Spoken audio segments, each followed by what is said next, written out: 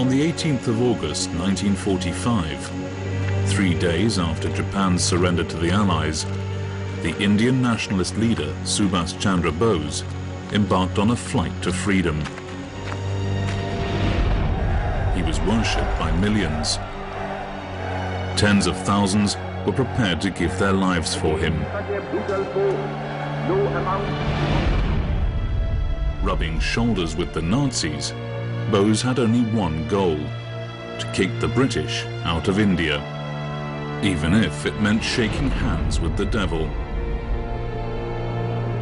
Beaten on the battlefield, Bose was heading for the Soviet Union. But his flight never arrived at its destination. The plane crashed. Bose died, or so the official version goes. In 2006, an Indian Judicial Commission concluded that the crash never happened. He didn't die in the plane accident. Factually, that he died, we couldn't get any evidence. So what really happened to Subhash Chandra Bose? Could modern science solve one of India's greatest mysteries?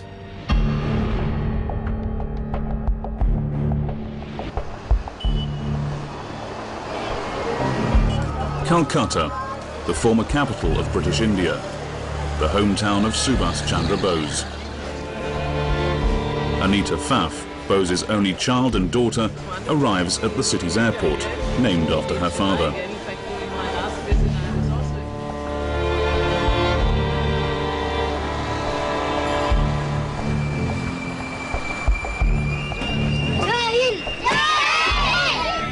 Born and raised in Austria, Anita is an infrequent visitor to India. So I'm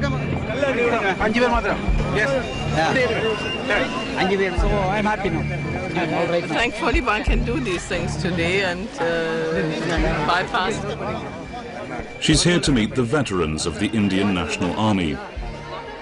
This unconditional dedication to a cause which they showed, I think, makes them very unusual people. After decades of not having seen my father, they still hold an emotional tie to him, which is almost unbelievable.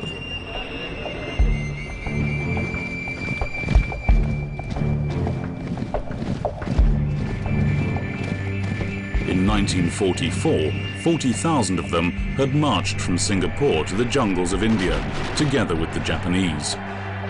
A man with unlimited courage. A man with a distant vision. A man who felt for the millions of people of India. For many Indians, Subhash Chandra Bose has a unique place in history. He was the only nationalist leader who confronted the British Empire on the battlefield.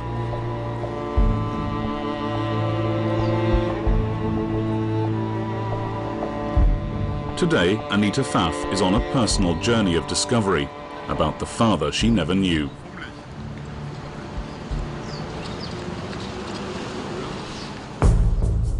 Subhash was born into the family of a wealthy Indian lawyer in Bengal.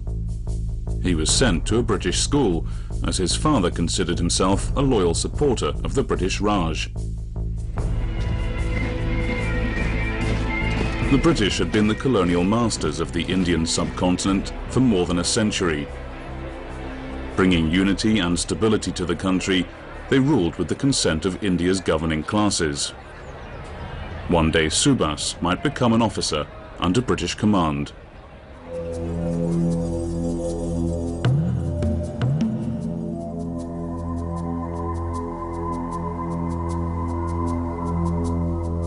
But there was another side to India, far removed from the pressures of Subhash's family and of his English school. Absconding at the age of 15, young Bose discovered an ancient world of mysticism and magic. In his teenage years, there was a rebellion. He ran away from home with a friend, went to northern India. Seemed to be a kind of spiritual seeking. He thought of himself as something of a pilgrim, of a searcher going out, searching for truth. Bose moved to Calcutta. It fully struck him how British rule was ultimately racist and how Indians were discriminated against by their European masters. There was one club. It was meant for only for Europeans, not for others. Asiatics nahi, Indian nahi. So on the gate it was written, dogs and Indians are not allowed. Subhash entered Presidency College. He's fondly remembered for standing up for the rights of his fellow Indians when he was a student here. Being the child of any successful parent, you get a degree of reflected glory, whether you like it or not. In my case, of course, it's a bit easier because for most of the time, I live in a country where people do not know or do not take much account of who my father is. And I can sort of live my own life and not be cast in the shadow of my father, so to say. Subhash passed his exams with flying colours. In 1919, he enrolled at Cambridge University in England to prepare for entry into the Indian Civil Service, the ICS. In British India, you have pretty strong racism. In British India, he is a black man. He's an Indian. And in Britain, it's different. After only 8 months of study, Subhash passed the extremely difficult Indian Civil Service exam. To his surprise, he was the 4th best in his year. It threw him into a personal crisis. Does he want to be a servant of the British Raj? After he thinks about it for a while, he says no. The British, they're not thrilled that one of the top candidates would drop out, so they say, please reconsider, you don't know what you're giving up. And he says no. Bose returned to India to begin a career as a politician, helped by the reputation of his Cambridge degree and by his family connections. The Calcutta region was prone to flooding. Poverty was endemic. Bose organised famine relief in eastern Bengal, impressing Indians and the British alike.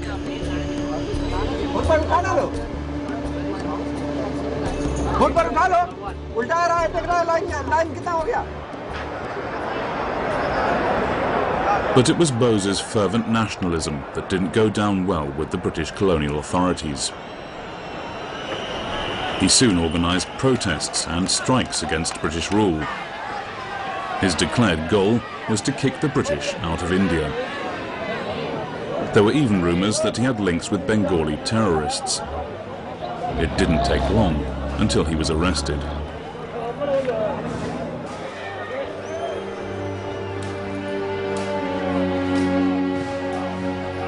Time and again over the next 10 years, Bose was locked up for his anti-British activities.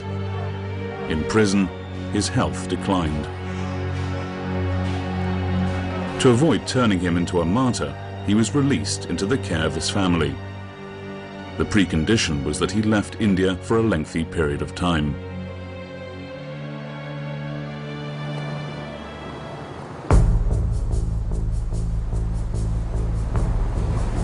In 1933, he boarded a ship to Europe. His destination was Austria, where he was diagnosed as having a stone in his gallbladder. After an operation, Bose's health gradually improved. As he couldn't be in India, he would continue his struggle on the international stage. He calls himself, during this European period, Ambassador of India in Bondage. He wants Europeans, non-British, to support the efforts of India to obtain independence from the British Empire. Writing his autobiography, he hired a young Austrian woman, Emilia Schenkel, as his secretary. The two fell in love and secretly got married.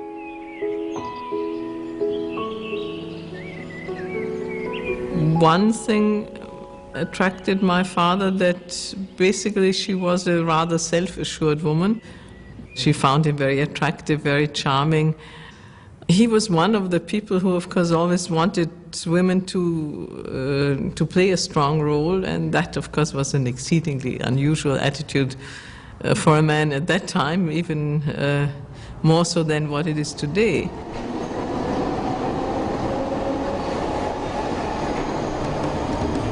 In India, there are many reminders of Bose's travels in the German-speaking world. It's made him hugely popular among the Indian young. For Anita, there is little she can do to escape her celebrity status as the daughter of one of India's greatest independence heroes.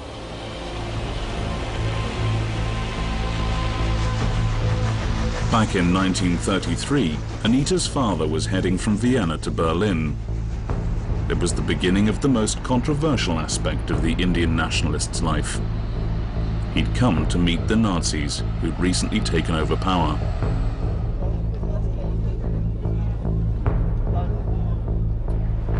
Bose was impressed by the supposed efficiency of the Nazi regime. He told others that he wanted a combination of socialist ideals and fascist discipline for India. But he criticized that the Nazis considered Indians racially inferior.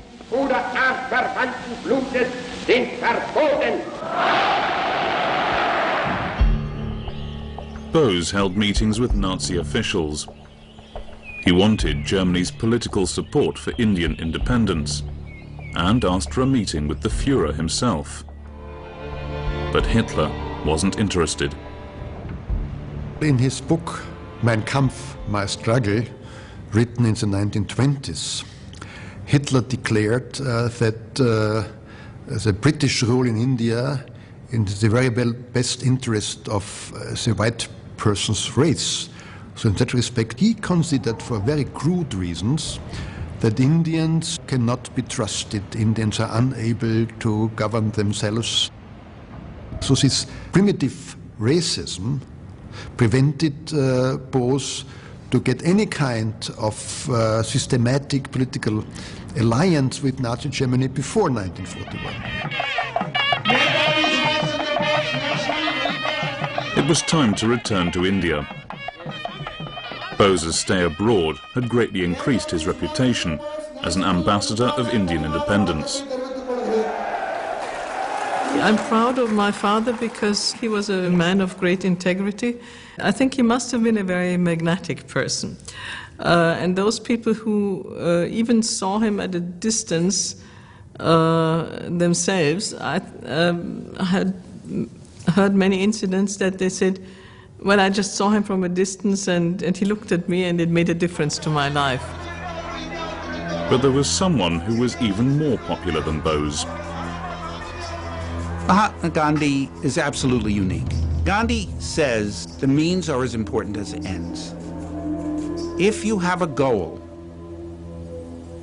and you use corrupt means, you use violent means to achieve it, you contaminate the goal that you seek. Even though Subhash believed that the use of violence against the British was legitimate, Gandhi brought him into the mainstream of the Indian nationalist movement. He even ensured that Bose was elected president of the Indian National Congress Party. Now, about Gandhi, you have to remember, although he sounds like a saint, he's a politician. He's a master of raising money. He's a master of propaganda. He's a master of choosing men who will help him. But Bose became disillusioned with the lack of zeal amongst Congress leaders, like Jawaharlal Nehru, Gandhi's favorite political protege. Subhash publicly advocated the use of violence against the British. India is going to be free. Our struggle is no doubt a non-violent struggle. But even a non-violent struggle demands an army, an organization, and a machinery. Gandhi was shocked, and Bose was forced to resign. He rallied the radical Indian left around him and set up a new political party, the Forward Bloc. But events a long way from India were working against him. Der Großangriff auf London nimmt seinen Anfang. Britain was under attack by Nazi Germany. In August 1940, German bombers were flying raids against London. There was widespread talk of an imminent invasion. Britain's ultra-conservative new Prime Minister, Winston Churchill, advocated a tough hand in India, while the war in Europe was threatening the survival of Britain as an independent nation. Now wasn't the time to go soft on Indian nationalists. Churchill is a great war leader for Great Britain and a disaster for India. He talks about Indians in such an incredibly condescending, almost racist way that he is hated in India. Bose and his followers were arrested. The forward bloc movement came to a halt. Bose had undertaken a hunger strike in prison, and the British did not want him to die on their hands, and so had allowed him to go home with the intention of rearresting him as soon as he regained his health. But Bose managed to escape. In disguise, he headed north. He then walked across the border into Afghanistan. His life was in great danger, as newly discovered documents prove. From London, an order went out to the Special Operations Executive in Istanbul and Cairo that they should wire what arrangements they could make for Subhash Chandra Bose's assassination. Clearly, the British saw him as their most resourceful and inveterate opponent, and during the war, they were prepared to go to any lengths to stop him. Afghanistan was the playground of the world's intelligence services. Everywhere, Bose had to suspect a British agent. His cover was about to be blown when he received an exit visa.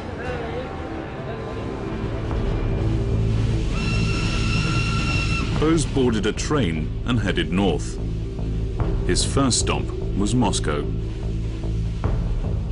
Bose was always very much impressed by the Soviet Union, by Lenin, even by Stalin, and he was always interested to get the kind of relationship with the Soviet politicians. But Stalin didn't trust the Indian nationalist. He feared that Bose might be a British agent. Subhash only received a transit visa and was forced to continue his journey. His final destination was Germany, which had a non-aggression treaty with the Soviet Union.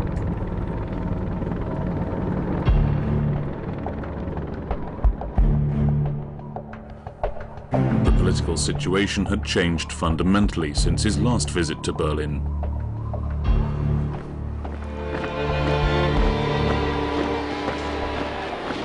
The Nazis were at the height of their power, the masters of Western and Central Europe. Bose wanted to enlist their help in his struggle for Indian independence.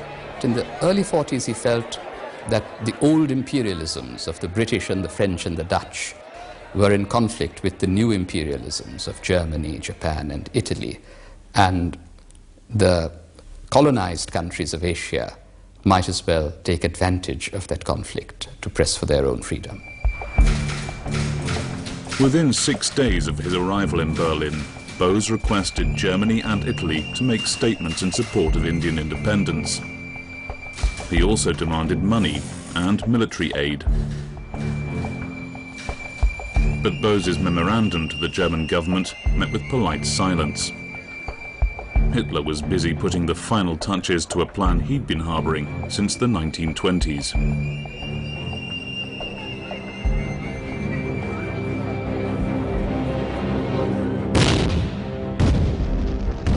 On the 22nd of June 1941, the German Wehrmacht attacked the Soviet Union. Bose was shocked. He'd always seen Russia as another natural ally in his fight against Britain. But the German attack on the Soviet Union offered new opportunities. Hitler had ordered that once Russia had fallen, the Wehrmacht would continue its advance all the way to India. Suddenly, Bose was of interest to the Germans. They agreed to support him with money and gave him diplomatic status. Subhash Chandra Bose certainly knew about the dark side of Nazi ideology, and I think he was making some kind of a Faustian bargain, in order to end what he saw as the scourge of British rule in India. He was prepared to, even shake hands with the devil. Bose assumed the title of Netaji, which means leader or Führer. He received an office and an organization, the Free India Centre, with a staff of more than 30 people. Bose's first task was to broadcast anti-British propaganda to India. With his new title of Netaji, he addressed his followers back at home. When he started his speech, Ami Subhash, I'm Subhash. Tears started rolling from the eyes of his mother. Bose wanted to reach the 2 million Indian volunteers of the British Indian Army. These men were the bedrock of the British Raj. He believed that Britain's Indian Army was the ultimate instrument of colonial control, not just in India, but in the British Empire worldwide. And therefore he set out to undermine the loyalty of Indian soldiers to the King Emperor and replace it with a new allegiance to the Indian nation. It was on the battlefields of North Africa that Bose's propaganda activities were most dangerous to the British. Here, thousands of Indian soldiers were fighting alongside British troops against the Nazis. In 1941, the Germans had the upper hand. 32,000 British and Commonwealth troops were taken prisoner. Among them were 10,000 Indians. From his new offices in Berlin, where Bose had been joined by his Austrian wife Emilia, the Netaji kept a close eye on these developments.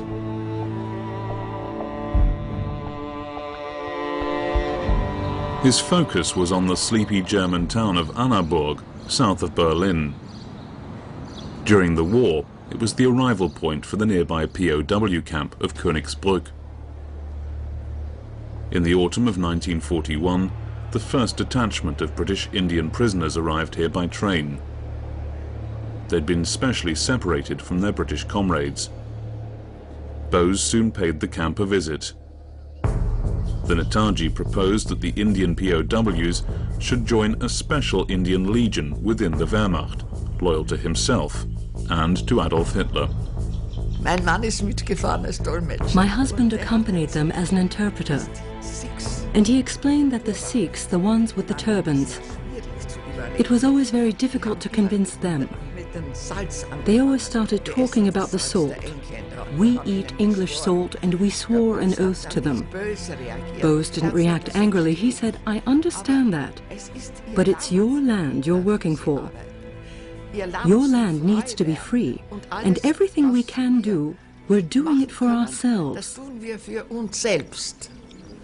And the Sikhs accepted that. A total of 3,500 Indian soldiers signed up. Though part of the Wehrmacht, their goal was the liberation of India. The National Socialist arrogance with respect to the Indians, that wasn't really relevant for us. On the contrary, we thought, okay, they're different. And maybe they're not what you expect from a German soldier either. But that's why they're Indians. We have to accept that.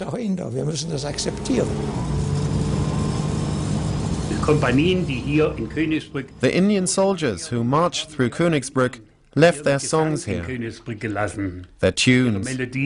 Das ging dann so, Jimbadau, Agidau, Milkosa Devi, Margidau, Margidau, Linking Shumsi.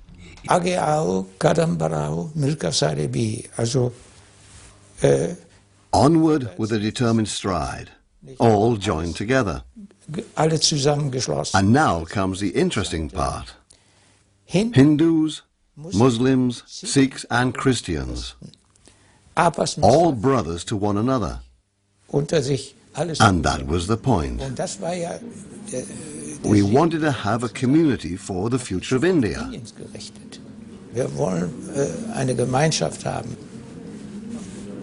And we were successful. Am hohen Drahtzaun standen slim, handsome men stood at the tall chain-link fence with turbans, very exotic.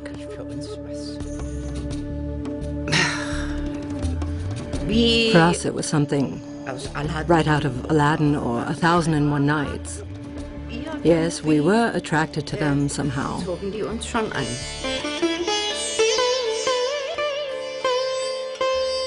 I saw all the Indians, and they all appealed to me.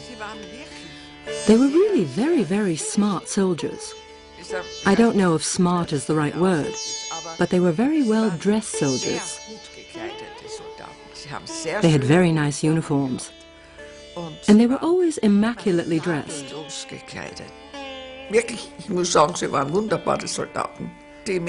the girls lusted after the Indians at the time.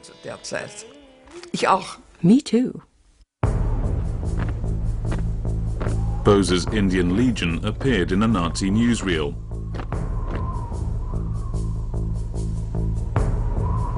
Ironically, one of the world's fiercest critics of European colonialism could be seen allied to the world's most racist and imperialistic state. But the Wehrmacht's war against Russia wasn't going well. The chances of reaching India were slim. Bose was looking for new allies. The Japanese were much closer to India than the Germans. After its surprise attack on Pearl Harbor, Japan had entered the war on Germany's side. Sweeping down the Malay Peninsula, the Japanese had caught the British forces in Southeast Asia napping. The British garrison in Singapore was forced to surrender. Winston Churchill called it the biggest defeat in British history. Among the 130,000 Allied prisoners were tens of thousands of Indians. Back in Berlin, Bose visited the Japanese embassy to offer his services.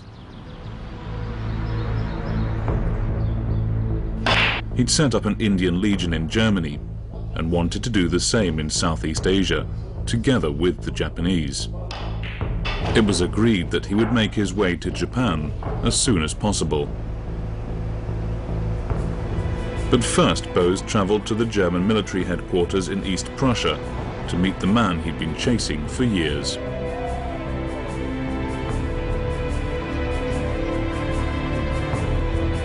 Bose's prestige in Germany was at a high. He wanted to convince the Führer to give his public support for Indian independence. Their handshake was captured on camera, but the meeting didn't go as well as Bose had planned.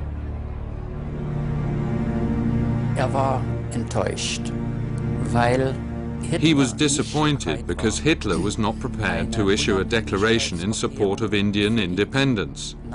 Hitler wouldn't do it, Ribbentrop wouldn't do it either. No one would. Despite the disappointment, the mere fact of Bose's meeting with Hitler was an extraordinary propaganda coup for the Netaji. It was seized upon by friends and foes alike. In India, it's long become part of the Netaji folklore. At the opening of a new school in Chennai, the event is staged in honor of the Netaji's daughter, even if it feels a bit uncomfortable. If you look at the motivation of his work, which was to fight against the colonial power Great Britain, which suppressed his home country, he was looking for support from others, and where would he find it? Certainly not in the United States or France or many of the other European countries who were colonial powers themselves. So he He was looking for support with the enemy of his enemy, so to say. Jai Hind war der Gruß, der in Berlin erfunden wurde. Jai Hind was the greeting that was coined in Berlin. Und wo sich alle Everyone wanted to use the phrase, "Long live India." begrüßen wollten, und das And ist that's auch what they did. tatsächlich durchgeführt worden. Perhaps it's no longer in use today. Although if you greet one of the old boys with Jai Hind, they still understand. Dann verstehen die das immer noch. Jai Hind! Jai Hind! Back in Berlin, the Netaji was getting impatient. It would be months before a U-boat was available for his trip to Japan.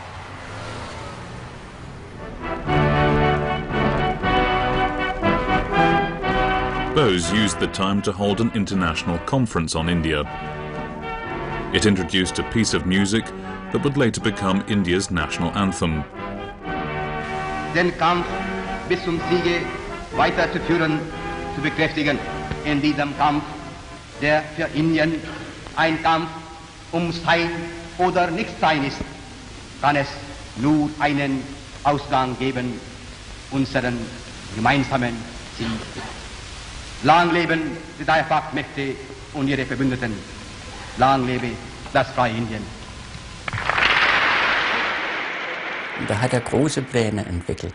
Das ging ja über He had great plans, beyond new stamps and coins for India. He had ideas on the postal system. He had ideas on how to organize the police. In the opinion of German observers, he was so advanced in his thinking that if India had become independent, he could have implemented his ideas for a new government immediately. Der Staatsführung und der Regierung hätte umsetzen können. Bose considered the German police to be the perfect model for an independent India. He even managed to get an appointment with the Nazis' leading police expert. It was Heinrich Himmler, Reichsführer of the SS, architect of the final solution. Amazingly, the Nazis' most murderous racist made Bose feel extremely welcome. Heinrich Himmler hatte sich jahrelang mit Indien beschäftigt. Heinrich Himmler had been preoccupied with India for years. He knew about Indian culture, about Indian literature like Shakuntala, etc., and he was interested in learning more about India under British rule, politically and economically. Unter britischer Herrschaft jetzt stand, zu erfahren.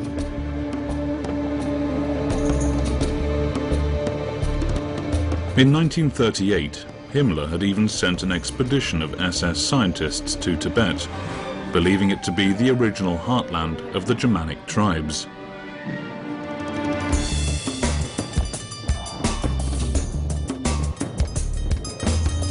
A film about the expedition was shown in German cinemas and had been hugely popular.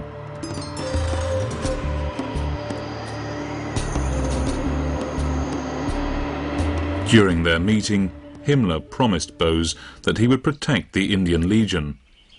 They parted on good terms. The following day, Bose returned to Berlin. Himmler's next appointment was in Auschwitz. For Amelia, these were anxious times. She was several months pregnant. She certainly was not very happy, I'm sure. But I think she always accepted that his love for India came first, and any personal kind of responsibility or affection would have to be in second or third place. I doubt that she argued with him to do anything different, because it certainly would not have had any effect. In November, Emilia gave birth to a baby girl, Anita. 3 months later, Bose's time of waiting came to an end. He boarded the German submarine U-180 and quietly slipped away, leaving behind his wife and daughter. To avoid being detected by British destroyers in the English Channel, Bose's U-boat was heading for the icy waters north of Scotland. Billy Carnot was one of the German submarine's torpedo engineers. It was our great fortune that there was a storm with wind force 12. No patrol boats could last in the area, and aeroplanes couldn't take off either. At the same time, the thermometer dropped to about -10 degrees Celsius. It was so cold that our deck gun turned into a gigantic block of ice. Mr. Bose and Mr. Hassan fared extremely poorly in the rough sea. They spent most of the time in their berths. They were green and yellow. They almost changed color.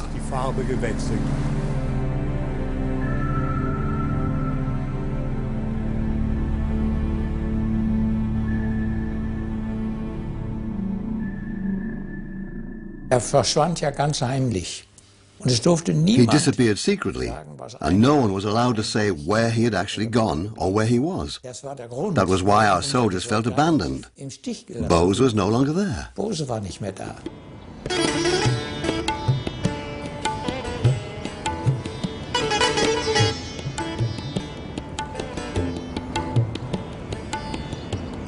Es war eigentlich It was actually a happy time. We had a special status, and that saved our lives. das Leben bewahrt. Meanwhile, Bose's U-boat headed for the Indian Ocean. He was to be transferred to a Japanese submarine that would take the Netaji all the way to Japan. Bose hat sich schrecklich gefürchtet. Bose was terrified. He absolutely refused to get into the Japanese dinghy because when he saw it, he realized he would be in water up to his backside. Even after trying to persuade him, he wouldn't go. So we had to prepare our dinghy, which had a solid bottom. And in the end, it was us pushing him rather than him going. All around us there were triangular fins, a sign that there were sharks nearby.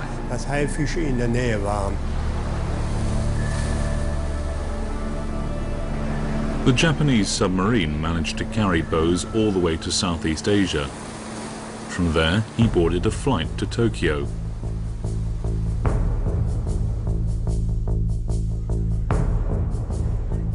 We are now living in a period. Addressing the Japanese government, Bose was elated. Within the ranks of the Indian National Congress, you see today. He always felt more comfortable with the Japanese than he had ever felt with the Germans. I think he made a much greater impact. He made no impact on Hitler. He was a flea.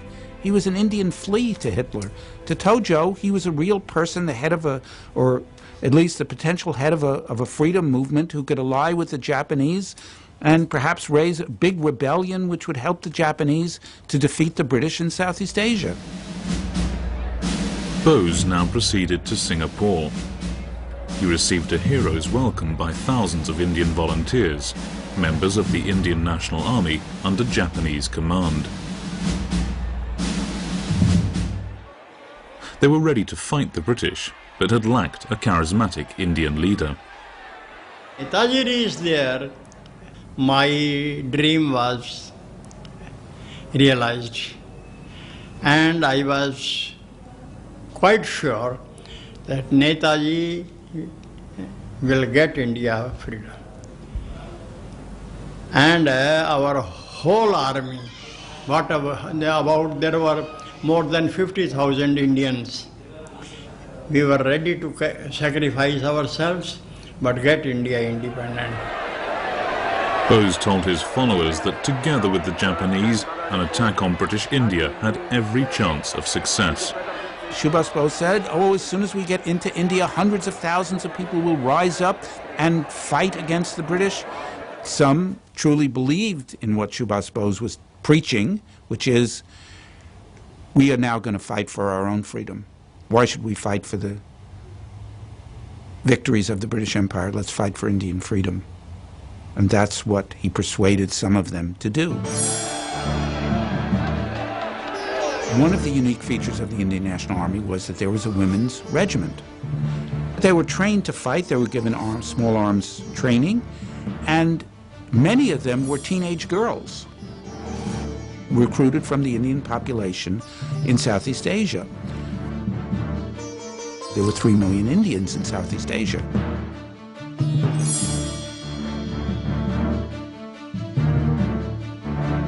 These young women, he felt as if they were his adopted daughters. He called them the Ranis, the Rani of Jhansi Regiment, after this princess, the Rani of Jhansi.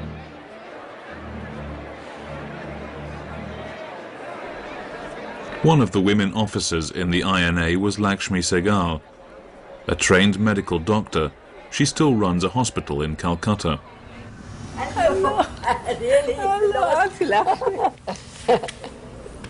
My daughter. He said, but I'm a very, people may think I'm a cruel man. I'm still not satisfied. I want women also to join the regiment and form a regiment of their own, because they form half the population, and unless they also fight for the freedom of the country, they can't expect to get their rights after freedom. So women also must join. At the beginning of 1944, the Indian National Army joined the Japanese advance towards India. The Japanese generals and officers had a lot of respect for Bose. And some of them said to me privately, there is no person in the war who more fully fit the ideal of a samurai than Subhash Chandra Bose.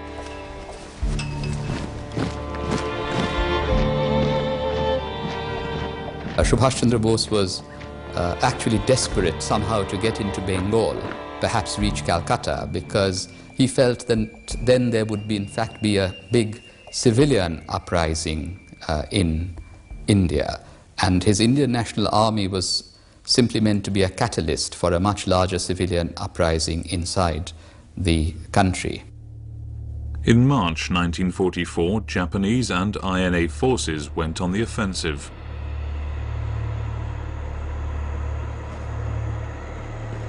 The Japanese expected an easy victory, just like in 1942. But this time, the British were ahead of the game.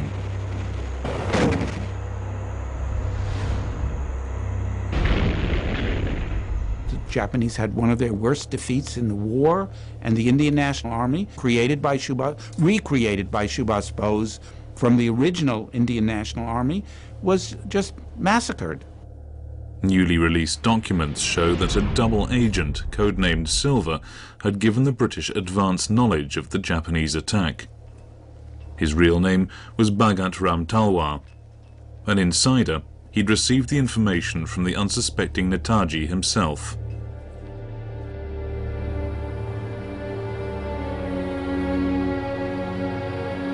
Bose had believed that the Indian troops fighting for the British would surrender to the advancing INA.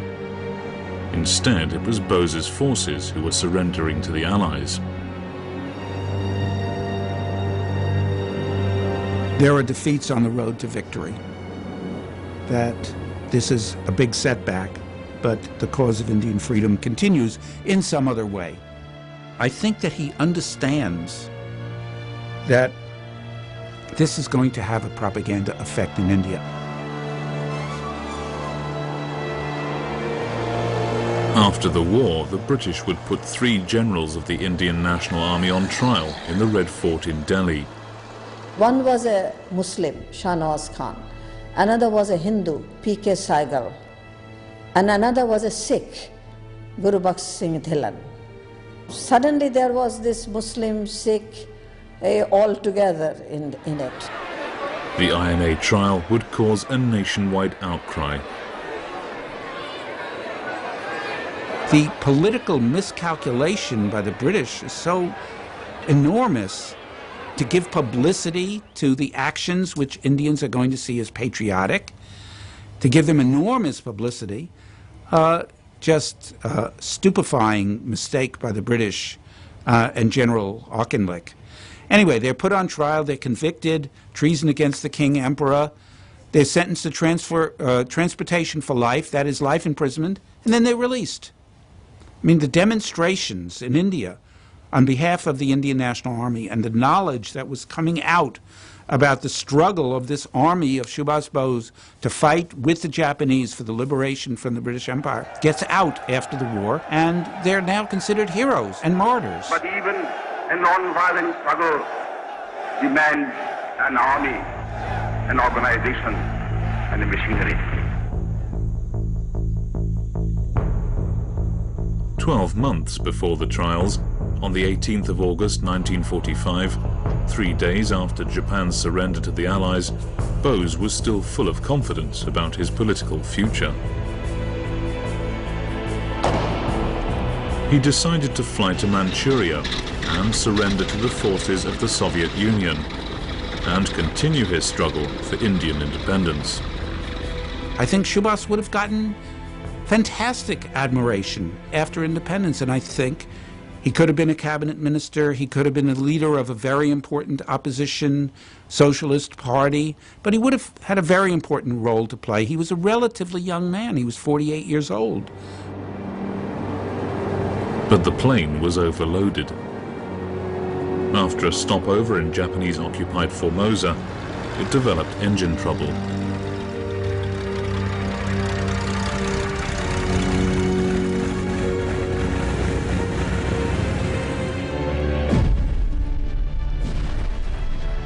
According to witnesses, the plane crashed.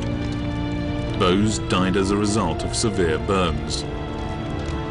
He was cremated, and his remains were sent to a Buddhist temple in Japan, where they're still kept today. The first was a shock.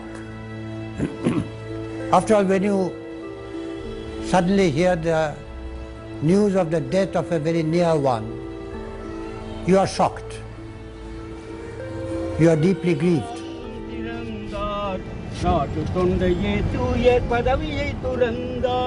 News of Bose's death was broadcast around the world. Eventually, it reached his widow, Emilia, in Vienna. After she got the news of my father's death, she was really devastated, evidently. She said that I really wanted to end life, but it's my child that caused me to cling. So I think it was a very difficult thing, but she was rather strong in the sense of sort of dealing with it and also not constantly complaining about it. But not everyone believed that the Netaji died in 1945. Some suggested that he'd made it to the Soviet Union, where he was locked up in a labor camp. Others believed Bose escaped altogether. When we heard about the plane crash and he died, we who knew that this sort of fake news has been broadcasted many times, and this may be one of the tricks. Even today, the question of Bose's death or disappearance in 1945 divides the people of India. Recently, an official commission appointed by the Indian government presented the findings of a 6-year investigation into Bose's death. Chaired by a former High Court judge, the Mukherjee Commission's findings shocked the nation. He was such a beloved leader of the country, the people must know about what happened ultimately. My findings are, so to speak, is partial, in the sense that I have only said the earlier findings of his death is not correct, the ashes are not his. The Commission's findings are highly sensitive. If Bose didn't die in the plane crash, why did he never reappear in public? He could have played a major role before and after Indian independence in 1947. According to the most popular conspiracy theory, India's first Prime Minister, Jawaharlal Nehru, knew that Bose hadn't died in a plane crash.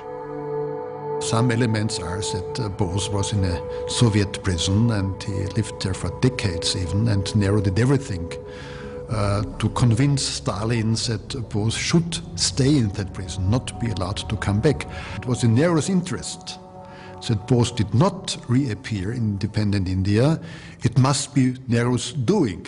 There is no proof for that, but it's interesting that these conspiracy theories, even when in 1997 there was Bose's 100th birthday, still some conspiracy theories were very much alive. Anita Pfaff has always believed in the official version of events. She's also argued that a DNA test of Bose's remains is unnecessary. She's now changed her mind on the test. As a consequence of the report of the last inquiry commission, I have written to the priest of Renkochi temple asking him to agree to providing bone samples for a DNA test.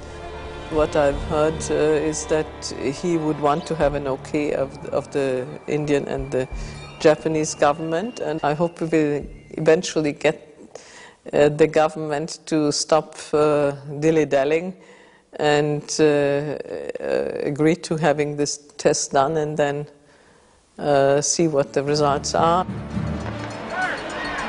Subhash Chandra Bose, India's most controversial nationalist. Wooed by both pacifists and generals, he was prepared to shake hands with the devil in pursuit of his dreams. 6 decades after his death or disappearance, Bose still has the power to electrify the nation. My father was always a mystery man, it seems, and he has left us with a couple of mysteries which stay with us, and the circumstances of his death are certainly one important issue. Netadi, Netadi.